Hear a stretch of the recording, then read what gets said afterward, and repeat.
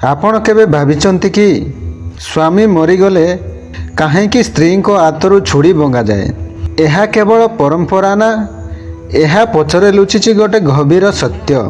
आज आपण जानिबे एमिति किछि कथा जहाँ शुणिले आपण आश्चर्य हेबे। भिडियोटी को शेष पर्यंत निश्चय देखिबे, कारण अधा अधूरा ज्ञान विष सदृश्य होइथाए। कौनसी पौराणिक विषय अधा अधूरा जानिबा अनुचित। स्वामी मरीगले स्त्री को छुणी काहीकि भंगा जाए? यह केवल गोटे परंपरा नुहे, यार पछरे रही गभीर धार्मिक, आध्यात्मिक और सामाजिक अर्थ। स्वामींकर मृत्यु पर स्त्री को छुड़ी भंगा जाए, यह भारतीय समाजर एक पुरातन प्रथा। यार मूल धारणा हेउछि विवाहित नारी श्रृंगार तांको स्वामी को जीवन सहित जड़ित। जेतेबेले स्वामी जीवित थांती सेतेबेले छुड़ी, सिंदूर, मंगलसूत्र इत्यादि सौभाग्यर प्रतीक होइथाए। किंतु स्वामींकर मृत्यु हेले एही सबु चिन्ह रखिबा अनुचित बोली मना जाए। चूड़ीर जिंकार को सदा सुख और आनंदर संकेत भाव देखा जाए। घरे चूड़ीर शब्द थिले एक पॉजिटिव शक्ति थाए बोली विश्वास करा जाए, किंतु स्वामी को मृत्यु पर सही आनंद अनुपस्थित हो जाए। सेतिपाई चूड़ी को भांगी दिया जाए। यह जीवन रे आसीतिबा शोक को प्रकाश करे। हिंदू संस्कृति रे परिणत चूड़ी केवल गहना नुहे, यह जड़े स्त्रींकर सौभाग्यर प्रतीक बोली मना जाए। किंतु जेतेबेले स्वामी को देहांत हुए सही समयरू सही सौभाग्यर प्रतीक गुड़ी को अपसारण करा जाए, जहार मध्यरे जहा तांको स्वामींकर दीर्घायु और सुखी दाम्पत्य जीवनर चिन्ह। छुड़ी भंगा जीवा एक प्रमुख रीति। पौराणिक दृष्टिकोण देखागले मना जाए जे छुड़ीर ध्वनि और ताहार स्पंदन घरे सकारात्मक शक्ति को बढ़ाए और स्वामी स्त्री मध्यरे प्रेम और संपर्क को मजबूत करे। किंतु स्वामी को मृत्यु पर सही स्पंदनर अर्थ अन्य हो जाए, तेणु चूड़ी को भांगी दिया जाए, जहाद्वारा से पुराना संपर्कर शारीरिक चिन्ह को शेष करा जाए और आत्मा को शांति मिलवा को सहयोग मिले। यह सहित सामाजिक भावे मध्य एही परंपरा एक संदेश दिए जे सही स्त्री वर्तमान विधवा अवस्था अछंती एवं तांको जीवन रे एक नूतन अध्याय आरंभ होईछि। धार्मिक दृष्टि देखिले किछि पुराण और लोककथारे कुआ जाइछि जे विवाहित चिन्ह आत्मा को पृथ्वी रे बांधी रखि पारे।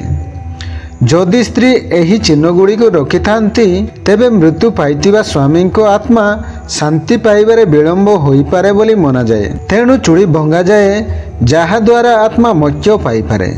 यह सहित चूड़ी भंगा जीवा एक मानसिक परिवर्तनर प्रतीक मध्य। यह स्त्री को एही कठिन सत्य को ग्रहण करिबारे सहाय्य करे। से एबे एका ओ तांको जीवन रे एक नुआ अध्याय आरंभ हेउछि। एही प्रथा दुख को बाहर को प्रकाश करिबार एक माध्यम भावे काम करे। पुराना समय एहाकू अत्यंत कठोर भावे पालन करा जाउथिला, किंतु आजिकाली समाज रे एही धारणा धीरे धीरे परिवर्तन हेउछि। अनेक स्थान रे स्त्री माने एही परंपरा को अनुसरण करू नाहंती और निज इच्छा अनुसार जीवन बिताउछंती। किछि लोक एहाकू केवल एक पुराना नीति भावे देखती, तो आउ किछि लोक एहाकू आध्यात्मिक और सांस्कृतिक भावना सहित जोड़ी थांती। यह मध्य कुआ जाए जे चूड़ी भांगिबार एही प्रथा जणे स्त्री को मनरे घटिथिबा बड़ परिवर्तनर एक प्रतीक, जेउथिरे से निज जीवन रे एक अध्याय को विदाय देउछंती और आगको बढ़ेबा को प्रस्तुत हेउछंती। जदिओ यह दुखद और कष्टदायक अनुभव, केतेक लोक एहाकू शरीरर शक्ति सहित मध्य संपर्क करती। सेमानंक मतरे छुड़ी शरीरर रक्त संचालन और शक्तिर समतुलन को प्रभावित करे।